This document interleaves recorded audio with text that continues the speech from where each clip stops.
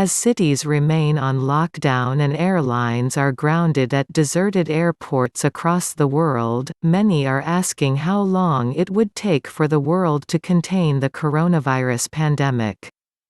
In the absence of a safe and effective vaccine to fight the spread of the pandemic, scientists and medical experts have endorsed the idea of flattening the curve, which means slowing the spread of the virus over many months and may require intermittent lockdowns which could last well over 18 months. But a veteran public health scholar in the U.S. lays out a different path to more swiftly and forcefully bring an end to the pandemic. With a forceful, focused campaign, coronavirus can be eradicated in the United States in 10 weeks, says Harvey V. Feinberg, former president of the U.S. National Academy of Medicine. The aim is not to flatten the curve, he wrote in an opinion article published in the New England Journal of Medicine. The goal is to crush the curve. China did this in Wuhan. We can do it across this country in 10 weeks. Feinberg adds that, rather than stumble through starts, stops and half measures, forge a strategy to defeat coronavirus and open the way to economic revival. We can make the anniversary of D-Day on June 6, 2020, the day America declares victory over coronavirus, Feinberg writes. 6 steps to win the war. In the editorial, Feinberg outlines 6 steps the U.S. should take to accomplish this goal. First, U.S. President Donald Trump should appoint a commander in charge of the coronavirus response, Feinberg writes. This person is not a coordinator, but rather someone who has the authority to mobilize every civilian and military asset needed to win the war. If we don't have a unified command structure with that person in charge who can help guide and make the strategic choices, then I think we can't execute successfully, Feinberg says. Second, America should carry out millions of diagnostic tests in the coming 2 weeks. This strategy was successful in South Korea to contain coronavirus.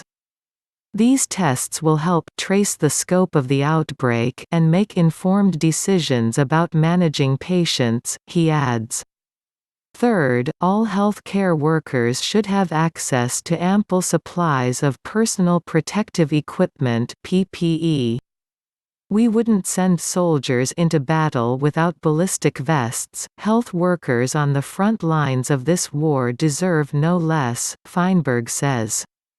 Fourth, he suggests dividing the population into 5 groups: those infected with coronavirus, those presumed to be infected based on symptoms but initially tested negative, those exposed to someone with the virus, those who are not known to have been exposed to or infected with coronavirus, and those who recovered from the virus. People in the first 2 groups can be hospitalized or placed in infirmaries, while people who have been exposed to coronavirus, but don't yet show symptoms, may be quarantined in hotels for 2 weeks. Those who have recovered may be able to go back to work. This would be a game changer in restarting parts of the economy more quickly and safely, according to Feinberg. Researchers in Germany have already started a large study to find out how many people in the country are immune to coronavirus, which could allow officials to issue immunity passes to allow people to return to work. Fifth, intense efforts should be made to mobilize the public in the fight against coronavirus. Everyone has a part to play and virtually everyone is willing, Feinberg says.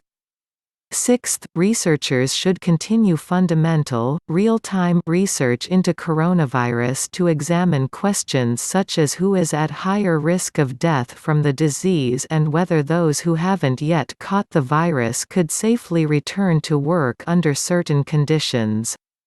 While we strive to overcome the immediate epidemic, we should take steps to be better equipped to deal with the coronavirus over time and with other emerging threats in the 21st century, the U.S. public health expert writes.